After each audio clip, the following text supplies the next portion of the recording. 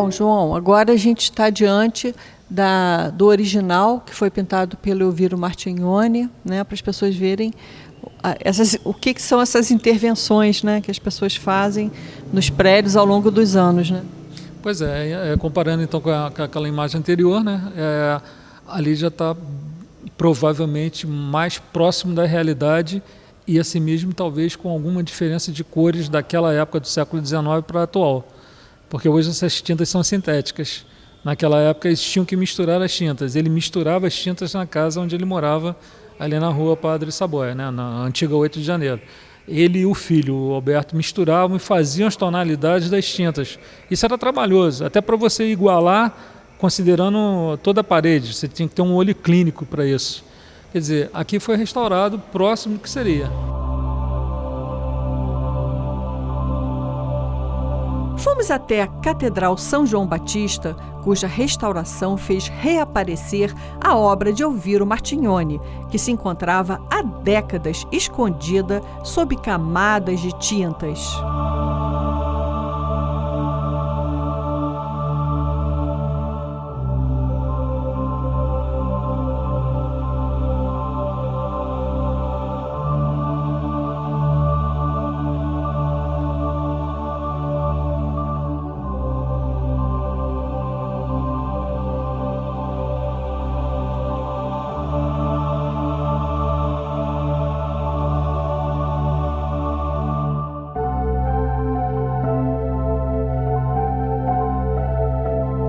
Mas antes disso, vamos fazer uma viagem no tempo e mostrar o momento em que a restauração estava sendo feita, mostrando um trecho da entrevista do restaurador.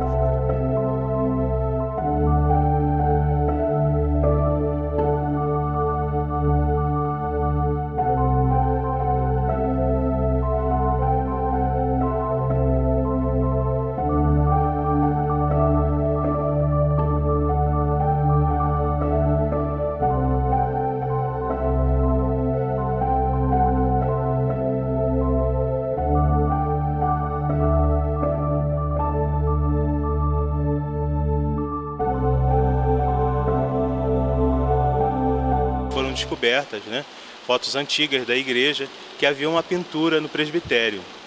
Então houve esse interesse de se resgatar essa pintura porque ela era uma pintura feita por um artista da região chamado Martignoni, né? Então ele pintou vários outros prédios aqui na cidade de Friburgo. Então, para resgatar essa pintura que tem um determinado valor artístico e histórico para a cidade, né, houve interesse por parte do bispo de restaurar essa pintura da igreja, do presbitério da igreja. Tanto que em 2010 eu vim aqui na cidade fazer um trabalho para Dom Ednei e foi feita uma prospecção já nesse período, já para descobrir se havia ainda essa pintura. E nós descobrimos numa janela arqueológica, uma prospecção que nós fizemos na parede do presbitério, que essa pintura ainda existia. Algumas pesquisas também que nós fizemos aqui na cidade, parece que ele pintou também o Colégio Anchieta, né? O Caltran Club, o teatro do Colégio Anchieta, o Caltran Club e a casa do bispo também. Tem pinturas dele também na parte interior e no alpendre da própria casa existe uma pintura feita por ele.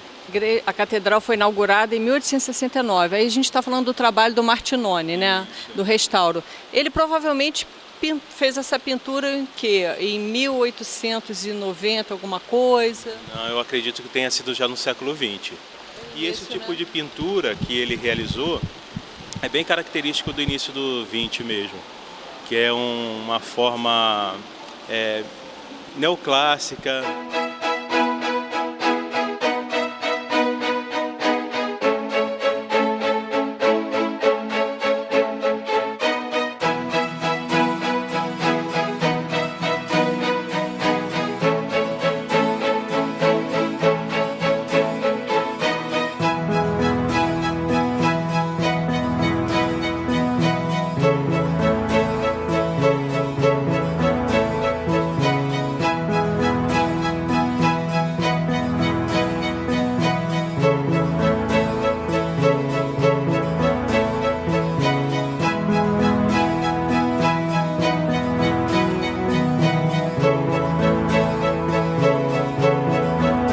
João, nós estamos aqui na Catedral São João Batista, onde o Martignoni fez a sua grande obra, né?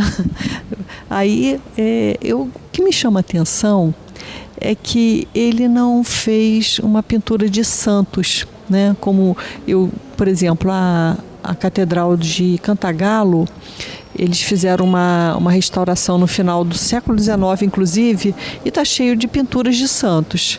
Aqui não, ele fez uma pintura, vamos dizer assim, artística mesmo. Será que a gente teria alguma explicação para isso? Inclusive a própria igreja, né? Ter aceitado, não ter exigido que se pintasse, que se fizesse as representações de santo, imagens do céu, né? É bem diferente, né? Eu não sei assim responder com exatidão a essa pergunta, é uma incógnita muito interessante para a gente pesquisar, mas eu acredito que as imagens dos santos já estivessem aqui por ocasião desta pintura, pelo seguinte motivo: o Elviro Martignoni, ele era muito amigo do Monsenhor José Miranda, amigos mesmos, íntimos, pessoais. E o Monsenhor Miranda, me parece que foi o 7º vigário aqui desta paróquia, quando iniciou Friburgo, a vila e por aí afora. Ele deve ter chamado, provavelmente, para que fizesse, talvez, o arremate artístico, sabendo que Elviro, amigo dele, fazia essas pinturas, etc. Mas acredito, por isso, não ter feito a parte sacra, né? As pinturas sacras, embora no teto ele tenha pedido na época que fosse feita uma pomba representando o Espírito Santo, que não consta mais aqui dessa imagem da igreja, que foi pintada por ele. Depois acho que foi restaurado, não sei se fizeram depois esse vitrô com a pomba.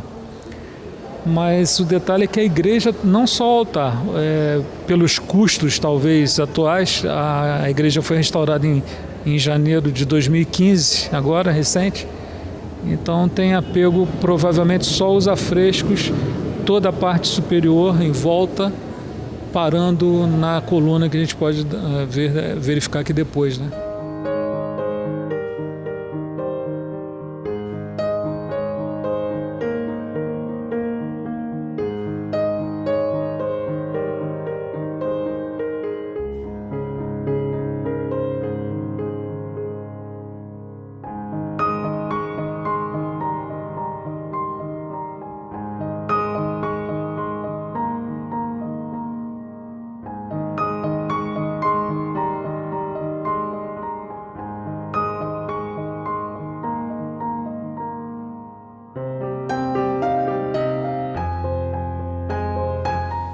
Bom, entre as diversas coisas que meu bisavô deixou de contribuição para Nova Friburgo, eu gostaria de destacar também a maçonaria.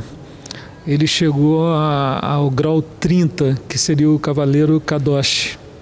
Na maçonaria é considerado um dos graus mais elevados, né?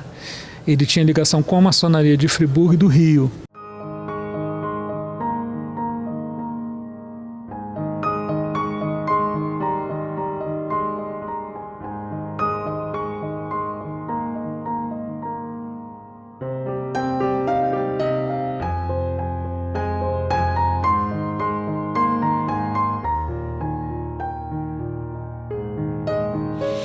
E depois que fizeram esse prédio lá, passou a se atuar direto e ele foi presidente durante muitos anos da Sociedade Humanitária.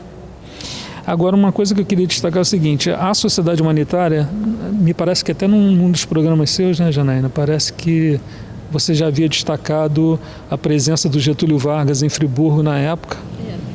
Não é isso? Tem uma história aí de que Getúlio Vargas, quando veio aqui na Revolução de 30, ele tenha levado um estatuto e tenha se baseado nesse estatuto para fazer a consolidação das leis trabalhistas. Quer dizer, não tudo, mas uma parte. É o que fala a memória oral. Perfeito. Eu tenho aqui umas anotações da família interessantes sobre isso, porque aqui consta o seguinte: na Subo, ele tinha essa ata, né, constando em livros lá, etc. E quando o Getúlio Vargas chegou aqui, ele folheou todo o material dele com bastante paciência até e tempo. Naquela época, acho que o presidente da República tinha tempo, né? e adorou o sistema que tinha sido ali. E pediu ao próprio Elviro mesmo que se poderia levar essas diretrizes e normas com ele. E meu avô cedeu esse material para ele realmente. Alguns meses depois, eles acabaram formando as regras do que seria a Previdência Social hoje. A CLT, né? A CLT. Então, isso tem um sentido, porque isso daí, também eu, assim, hoje pela primeira vez, estou tendo assim, um registro mesmo de que isso aconteceu, porque eu já tinha ouvido dizer que Getúlio Vargas se baseou na ata, na forma de organização da Sociedade Brasileira Humanitária para redigir a CLT. E você hoje está confirmando isso, né, João? Isso foi em 1943. Eu tenho anotado isso aqui.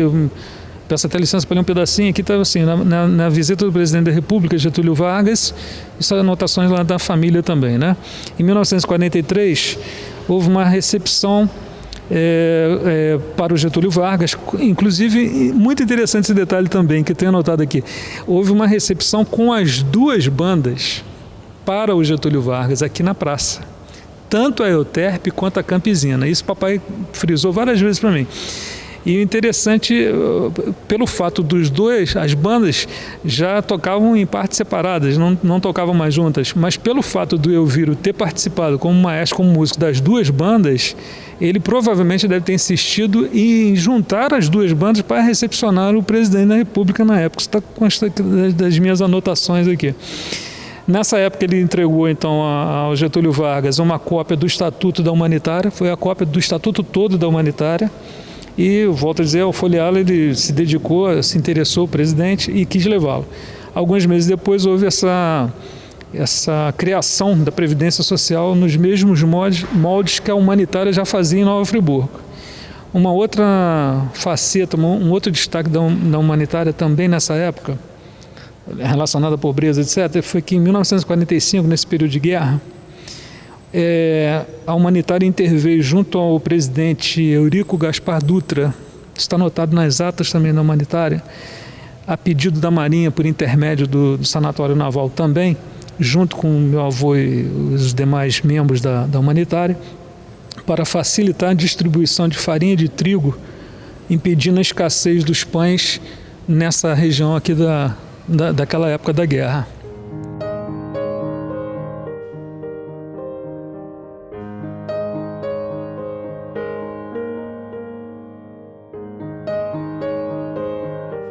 Você comentou que, na realidade, toda a igreja deveria ter essa mesma pintura que hoje está no altar, né? Então, a gente tem que imaginar que nessas duas barras laterais nós teríamos essa pintura linda, veludada. Exato. As pinturas dele, né, eram, até no próprio cartão dele de visita, de apresentação do Elviro, constava forrador, pintura de parede, forrador, pintura têmpera, pintura sobre vidro, pintura em carros. Ele pintava carros também com provavelmente alguma propaganda, não sei. Essas pinturas, elas pegariam realmente aqui na igreja, em toda a igreja, principalmente nessa parte de cima. É lógico que com a restauração, talvez por verba, e provavelmente por verba, pararam na figura aqui do altar.